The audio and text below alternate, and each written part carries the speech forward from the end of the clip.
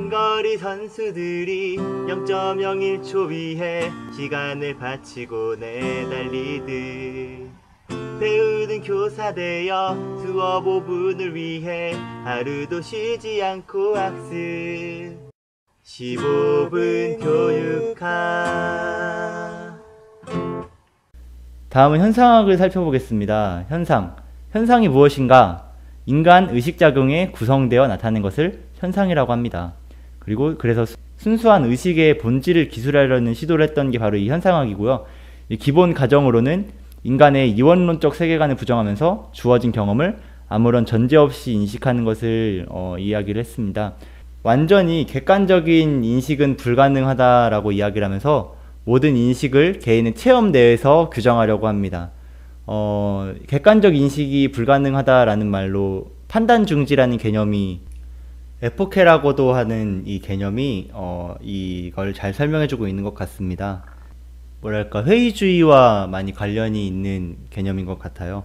아무것도 명확하게 알 수 없고 아무것도 명확하게 판단할 수 없다는 것을, 어떤 것도 객관적으로 판단할 수 없다는 그런 의미입니다. 자, 다음으로 본질적 직관에 대해서 현상학이 또 이야기를 했는데, 참다운 진리는 내 의식에 나타나야 한다 라고 하면서 의식에 비친 세계만을 순수하게 기술하는 것만을 굉장히 중요하게 생각을 했습니다. 감각기관에 의존하는 것을 굉장히 불신했고, 그래서 과학을 지나치게 의존하는 것은 바람직하지 않다라고 이야기를 했죠. 이것과 관련된 학자 중 한 명으로 하이데거가 굉장히 유명하죠. 하이데거는 사실성, 실존성, 전락성을 이야기를 했는데, 그리고 다음으로 메를로 퐁티가 지식론에서 이제 모든 지식은 지각의 산물이라고 이야기를 하면서 신체를 통한 지각, 그래서 유아기 때의 생활체계가 굉장히 중요하다라고 이야기를 하면서 초등교육을 구체적인 경험 위주로 구성을 해야 된다라고 메를로 퐁티가 이야기를 했습니다. 그리고 마이어 드라베와 레슬러라는 친구가 학습의 특성을 이야기하면서 이제 비주제성, 재학습, 비연속성의 특성이 있다고 이야기를 했습니다. 비주제성이란 이제 학습의 주제가 너무 오묘해서 언어로 규정짓기 어렵다, 이런 특성을 가지고 있다는 거고, 재학습은 이제 기존 지식과 이제 새로운 것이 대결하면서 학습이 이루어진다라고 이야기를 한 거고요. 그리고 비연속성, 학습을 통해서 이렇게 연속적으로 성장하는 것이 아니라 돌발적인 이해, 그리고 이 이해를 통한 도약이 학습의 특성이라고 이렇게 이야기를 하였습니다. 또 반 마넨이라는 사람은 학교 교육의 3가지 문제점을 제시하면서 아이들의 생활을 직접 체험하고 모든 것을 아이들의 시각에서 기술해야 된다라는 주장을 하게 됩니다.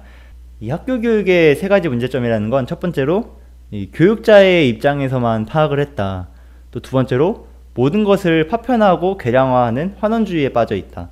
또 세 번째로 아동의 생활체계가 지식의 원천임을 이제 교육자들이 망각을 하고 있다라고 이야기를 했었어요. 그리고 랑게펠트라는 사람이 아동의 인간학이라는 개념을 만들어내면서 기존 연구는 아동의 세계가 환원된 것이라고 간주하고 있기 때문에 그런 방향으로 연구가 나아가는 것이 아니라 이제 아동의 현 존재로서의 특징을 밝혀야 한다고 주장을 했습니다. 이 외에도 아이즈너 같은 학자들도 이 현상학에 속할 것 같네요. 그리고 이 현상학 이후에 나온 게 해석학입니다. 그리스의 신 헤르메스에서 유래한 말인데, 그래서 가장 중시하는 게 텍스트의 올바른 이해입니다. 그래서 해석학적 순환이라는 개념을 살펴보면, 역사적 상황이 해석자의 관점에 영향을 미친다는 것을 전제로 텍스트를 올바로 이해하기 위해서는 이 선 이해가 있어야 된다고 이야기를 합니다. 그래서 숲을 제대로 이해하기 위해선 나무를 이해해야 되고, 나무를 제대로 이해하기 위해선 또 숲을 이해해야 된다는, 이런 전제가 없는 이해나 알은 있을 수 없다는, 이렇게 순환되는 알을 거쳐야 된다는 그 의미로 해석학적 순환이라는 과정을 굉장히 중요하게 생각을 합니다. 해석학의 성립에서는 슐라이어 마어라는 사람이 큰 역할을 했는데, 다른 방식이 아닌 왜 그런 방식으로 표현하게 되었나를 탐구하면서 이렇게 학문을 만들어 가게 됩니다. 그래서 2가지 해석을 이야기를 합니다. 첫 번째로 문법적 해석.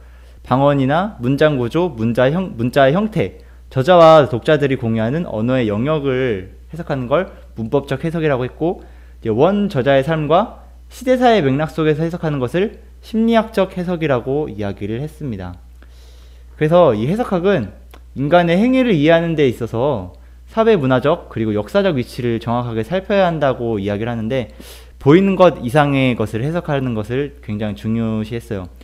그래서 어떤 것을 이해하기 위해서는 대화 토론이 필수적으로 갖춰져야 된다고 이야기를 했고, 그래서 교과 내용을 절대적인 것으로 생각하진 않죠. 네, 그리고 이외의 학자로 딜타이를 한번 살펴보자면, 모든 연구에 기반되는 이해행위의 본성은 무엇일까라는 질문으로 이제 자신의 경험과 타인 경험의 유사성으로 자연과학의 환원적이고 객관적인 한계를 넘어서 인간 경험의 총체성에 도달하여야 한다라고 이야기를 합니다. 그래서 이해는 감정 이입을 통해서 그들의 편견에서, 그들의 관점에서 의미를 재구성해야 된다고 이야기를 했어요. 그리고 가다머를 한번 살펴보면 이해는 구체적인 맥락 속에서 이루어진다라고 하면서 전통을 굉장히 중요하게 생각을 했던 학자입니다. 하지만 전승의 존재 방식은 언어였고, 그래서 언어만이 이해가 가능하다고 한정짓는 한계가 있습니다. 다음은 비판 이론을 살펴보겠습니다. 비판 이론은 마르크스주의에서 영향을 받고 또 현상학에서 영향을 받아서 교육 체제와 사회 구조의 관계에 관심을 두는 이론입니다. 그래서 기존 이론의 실천성 부족을 비판하면서 계몽과 해방에 대해서 이야기를 합니다.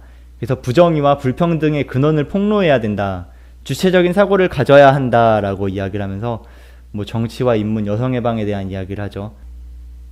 그래서 교육은 필연적으로 정치적일 수밖에 없다라는 입장을 갖는 그런 이론입니다. 또한 가치 중립적이고 객관적 이론 형성에 치우치고 있어서 비인간적 사회에 기여할 수 있다는 점에서 과학적이고 실증적인 접근을 비판합니다. 그래서 참 포스트 모더니즘이랑 굉장히 유사한 관계가 있고요. 이것과 관련된 이론들로 저항이론을 먼저 살펴보겠습니다. 윌리스가 제안했던 저항이론인데, 독특하게도 학교가 유용하다는 주장입니다. 갈등 이론임에도 학교가 유용하다라는 주장인데, 왜 그런 거 한번 살펴볼게요. 학습자의 능동성을 강조하면서 문화적 저항을 하게 됩니다. 문화적 저항이 무엇인가, 간파라고 하는데, 학력 이데올로기를 간파함으로써 내가 이렇게 열심히 공부해도 지위 상승에는 별로 득이 안 되겠다라는 학업에 의미가 없다는 사실을 학생들이 간파함으로써 아이들이 능동적으로 반학교 문화를 형성하는 모습을 잘 설명을 하고 있습니다.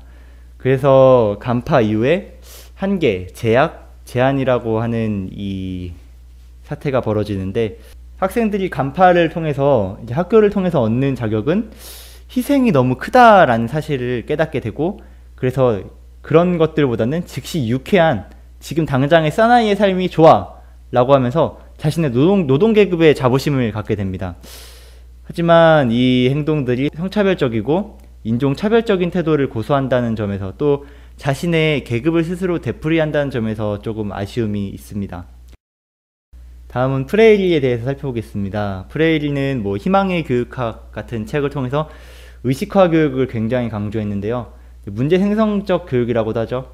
친무계 문화와 은행 저축식 교육, 그러니까 문화의 종속 상태, 교사에서 학생으로의 일방 통행을 굉장히 비판을 하면서 문제 제기식 교육을 통한 의식화를 거쳐야 한다라고 이야기를 했습니다.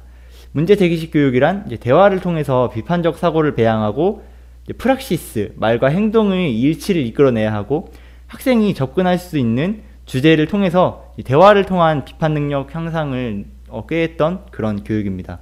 그래서 학생들이 자신이 객체가 아닌 주체로, 자신이 종속된 존재가 아닌 독립된 존재로 인식을 할 수 있도록, 그렇게 의식을 할 수 있도록 의식화를 꾀하려고 했고요. 여기에 실천적인 기능을 더해서 지루라는 사람이 폭로 기능이라는 개념을 제안을 했습니다. 의식화 교육의 촉진, 의식에서 그치지 말고 폭로해야 된다라고 이야기를 했는데, 이 이상 자세한 자료는 찾기 힘들었습니다. 또 다른 비판 철학가로 하버마스라는 사람이 있습니다. 이 하버마스는 해석학을 비판적으로 흡수하면서 자신의 이론을 구축해 가는데요. 진리는 보편적인 합의라는 주장을 하면서 이상적 담화 상황에서 보편적 진리가 이끌어내어진다고 이야기를 합니다. 진리는 강제 없는 자유로운 보편적 합의에 의해서 이끌어내어진다는 그 주장으로 지배가 없는 무한 토론을 통해서 이끌어내어진다고 이야기를 하는 거죠. 그래서 자연과학과는 조금 다르죠. 뭐 객관적인 어떤 상태가 있는 것이 아니라, 객관적인 진리가 아니라 보편적인 합의에 의해서 진리가 이끌어내어진다는 이야기를 했습니다. 그래서 이 진리를 이끌어내기 위해서는 이제 지배가 없는 토론이 이루어져야 하겠죠. 그래서 이러한 상황을 이상적 담화 상황이라고 이야기를 하면서 이 이상적 담화 상황이 이루어지는 공간을 공론장이라고 이야기를 했습니다. 합리적 토론을 통해 보편적 이익에 대한 사회적 합의를 도출하는 담론적 공간을 공론장이라고 한 거죠. 그리고 다음으로는 푸코의 훈육론이 굉장히 유명하죠. 지식은 곧 권력이다. 이데올로기를 통한 내면적 통제. 목표 달성의 수단으로 세 가지를 또 제시했습니다. 첫 번째로 관찰. 파놉티콘이라는 개념과 관련이 깊은데 내부적인 제어에 용이한 그런 감옥의 형태를 떠올리면 될 것 같고, 두 번째로 규범적 판단. 규범에 벗어난 행위에 대한 처벌을 통해서 이 대상을 정당화하는 겁니다. 그리고 세 번째로 검사와 시험. 이 검사와 시험을 통해서 또 본인들 자본가들의 권력을 정당화한다고 이렇게 제시를 해놨습니다. 그래서 푸코가 말한 훈육이란 이제 길들여진 몸을 창조하기 위한 기법인데, 경제적 차원과 정치적 차원으로 생각할 수 있습니다. 경제적 차원에선 노동자들의 신체적 힘이나 이런 일하는 능력을 증가시킴으로써 자본가들이 더욱더 자본을 더 착취할 수 있도록 그런 방향으로 경제적 차원의 힘을 기르려고 하는 거고, 반면에 정치적 차원에서는 이제 노동자들이, 하위 계층들이 반발하지 못하도록 힘을 감소시키려고 이렇게 훈육을 하게 됩니다. 다음으로 포스트 모더니즘을 보면 이제 반합리주의, 상대적 인식론, 탈정전화로 대표되는데, 이제 이성 합리적 인식은 권력을 내포하고 있다 때문에 이제 대서사가 아닌 소서사를 강조하면서 차이와 다양성을 살펴야 한다라고 이야기를 하면서, 주체와 이성은 지식과 권력의 구성물이라고 하면서 이 모더니즘을 반대하는 입장에서 나온 철학사조입니다. 하지만 개념과 언어가 추상적이라는 한계가 있고, 또 이성의 파기만 강조해서 이성의 추구, 또 이성의 회복은 놓치고 있지 않은가 하는 생각이 듭니다. 모든 이해와 인식이 항상 상대적일 수만은 없잖아요. 절대 변하지 않는 어떤 진리도 있기 마련이고, 또한 소서사를 강조하면서 대서사의 해체로 인한 이기주의가 또 이 포스트 모더니즘의 한계라고 보면 되겠습니다. 일단 기본적으로 비판 철학과 굉장히 비슷하다고 생각을 하면 될 것 같고요. 패러다임을 통해 세계를 파악하게 되므로 이제 전통과 환경에 대한 이해와 서로의 존중이 필요하다는 입장에 있습니다. 네, 그리고 페미니즘을 볼까요? 포스트 모더니즘과 이것도 상당히 유사하긴 한데 하지만 포스트 모더니즘에 있어서 페미니즘 또한 하나의 메타담론에 불과하지 않나 하는 생각을 합니다. 일단 기본적인 주장은 전통 철학은 남성의 편견을 담고 있다. 그래서 여러 가지 생물학적 페미니즘, 사회주의적, 자유주의적, 마르크스주의 이런 페미니즘을 통해서 기존의 남성 위주의 철학이, 남성 위주의 사상이 얼마나 잘못되었는가, 또 여성은 그래서 이 상황 가운데 어떻게 해야 되는가 하고 묻는 그런 이야기죠. 그래서 이것을 교육과 연관을 시키자면 여성성의 특징인 보살핌의 교육을 해야 된다. 상대주의, 개인주의의 대안으로 기초교육과 정서교육을 해야 되며 관계 중심의 교육을 하게 됩니다. 다음으로는 구성주의를 한번 살펴보겠습니다. 구성주의에서 말하는 진리란 유용성을 주는 지식, 즉 적합성과 생존성과 유용성을 갖는 그런 지식을 의미를 합니다. 구성주의의 입장에 따르면 지식은 환경과 상호작용을 통해 구성되는 것, 학습은 구성한 이해를 끊임없이 바꾸는 것이라는 주장을 하면서 인식론을 굉장히 중시하고 과정을 굉장히 중요하게 생각을 합니다. 구성주의는 크게 피아제의 인지적 구성주의와 비고츠키의 사회적 구성주의로 나눌 수가 있는데요. 먼저 인지적 구성주의를 살펴보면 개인의 인지적 과정을 무엇보다 강조를 합니다. 인지구조인 스키마를 통해서 외부 세계를 인식한다라고 설명을 하고 있고, 인지 발달이 언어 발달에 선행하고 사고가 언어를 결정한다라는 입장에 있습니다.